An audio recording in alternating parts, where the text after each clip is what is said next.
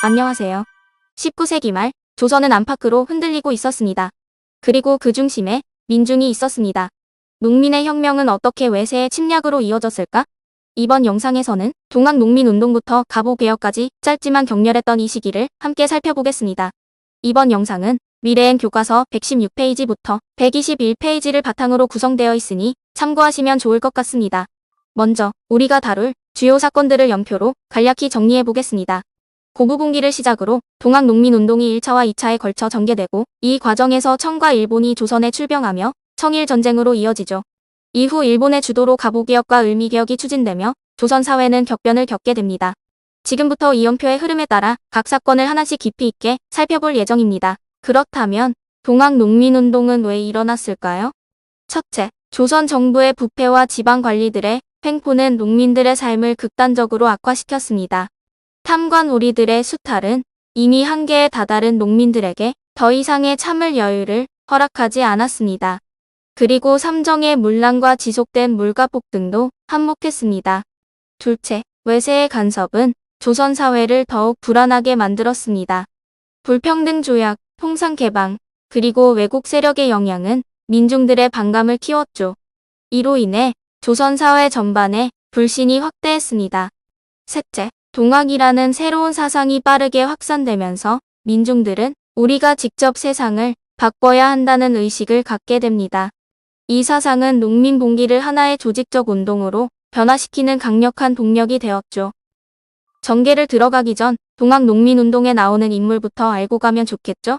동학농민운동의 중심 인물은 바로 전봉준입니다.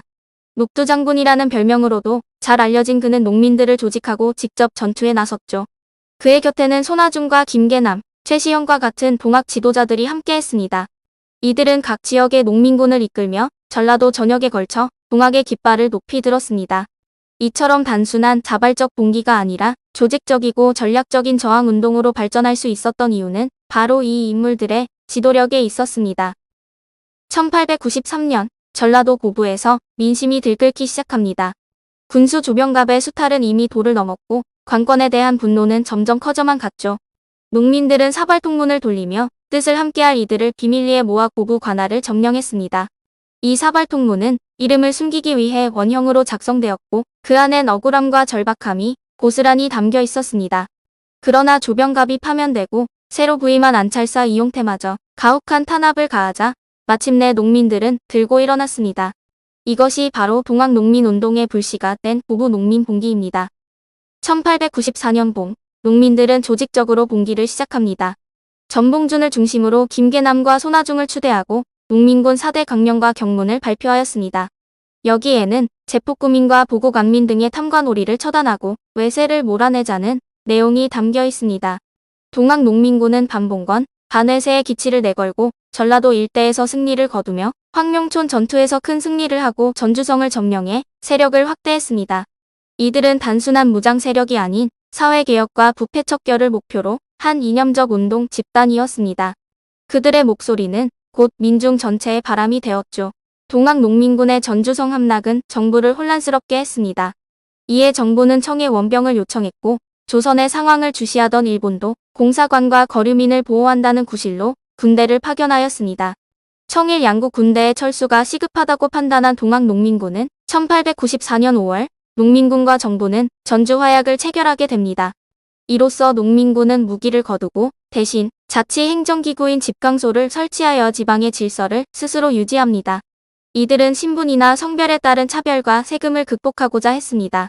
한편 정부는 개혁 추진을 명분으로 교정청을 설치하지만 이후의 개혁은 민중의 뜻과는 전혀 다른 방향으로 흘러가게 됩니다.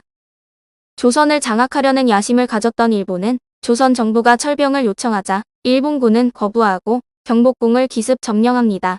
장악한 후 일본은 청일 전쟁을 일으켰습니다. 조선의 자주권이 송두리째 흔들리는 이 사건은 동학농민군에게 또다시 무장봉기를 결심하게 만든 결정적 계기였습니다. 이후 농민군은 논산에서 관군과 연합부대를 조직하지만 일본군과 관군의 우세한 화력 앞에 연달아 패배하며 지도부는 대부분 가혹하게 체포되거나 전사하게 됩니다.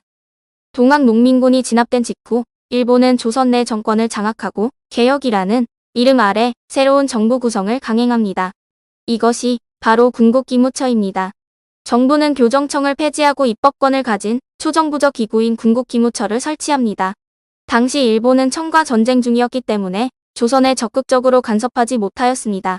이러한 상황 속에서 군국기무처는 갑신정변의 정강이나 동학농민군의 요구를 반영과 김홍집을 비롯한 육일준 등 개화 인사들을 참여시켜 개혁을 추진하였습니다.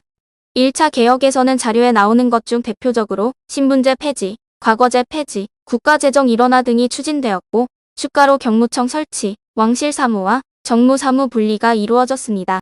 일본은 청일 전쟁에서 승세를 잡은 후 개혁에 적극 간섭을 하기 시작했습니다. 군국기무처를 폐지하고 일본에 망명하던 박영효 등을 앞세워 개혁을 추진하였습니다. 박영효가 중심이 된 정부는 국정개혁의 기본 강령이라고 할 수 있는 홍범 14조를 발표하여 군국기무처의 개혁을 계승해 나갔습니다. 2차 개혁에서는 내각으로의 개편, 지방제도의 개편, 교육제도 정비 등이 이루어졌습니다. 하지만 이 개혁은 일본의 이해관계에 따라 추진된 것이었기에 민중의 요구와는 거리가 있었고 진정한 자주개혁이라 보긴 어려웠습니다. 1895년 일본은 조선의 정치 개입을 본격화합니다. 그들은 칠러 정책을 추진하며 일본의 개혁을 방해하던 명성황후를 궁궐에서 시해하는 만행을 저지릅니다. 이것이 바로 을미사변입니다. 이후 단발령, 태양력 도입, 군제 개편 등이 추진되는 을미개혁이 시작되지만 민중들의 반발은 거세졌고 결국 을미의병이 들불처럼 일어나게 됩니다. 한편 고종은 일본의 위협을 피해 러시아 공사관으로 거처를 옮기며 역사의 또 다른 국면, 아관 파천으로 이어지게 되죠. 이렇게 내용이 끝났습니다. 그렇다면 여기서 잠깐 중요한 포인트를 되짚어볼까요? 갑오개혁은 조선의 주도로 진행되었다. 자, 여러분의 생각은 어떤가요? 맞다와 아니다 중 답을 고르셨나요? 정답은 아닙니다. 표면적으로는 조선 정부가 개혁을 추진하는 듯 보였지만 실제 주도권은 청일전쟁에서 승기를 잡은 일본에 있었습니다. 조선은 그저 일본의 입김 아래에서 움직였을 뿐이었죠. 이처럼 외세가 개입한 개혁은 결코 온전한 개혁이 될 수 없었고 결국 민중의 진정한 바람과는 다른 방향으로 흘러가게 된 것입니다. 동학농민운동은 단순한 반란이 아니었습니다. 그것은 백성이 주인이 되어 바꾸고자 했던 역사적인 첫걸음이었습니다. 그러나 그 열망은 외세의 그림자 속에서 왜곡되고 꺾이고 이용당했죠. 민중은 분명히 바람을 일으켰습니다. 그러나 그 바람의 방향은 스스로가 아닌 외세가 정한 것이었습니다. 역사는 단순히 과거를 기록하는 것이 아니라 오늘의 선택과 내일의 방향을 비추는 거울입니다. 지금 우리에게 필요한 것은 누가 바람을 일으켰는가? 보다 이 바람을 어디로 향하게 할 것인가?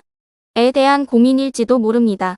민중이 꺾인 자리, 이제 지식인들이 목소리를 냅니다. 다음 시간 독립협회와 국권운동의 시작을 살펴봅시다. 시청해 주셔서 감사합니다.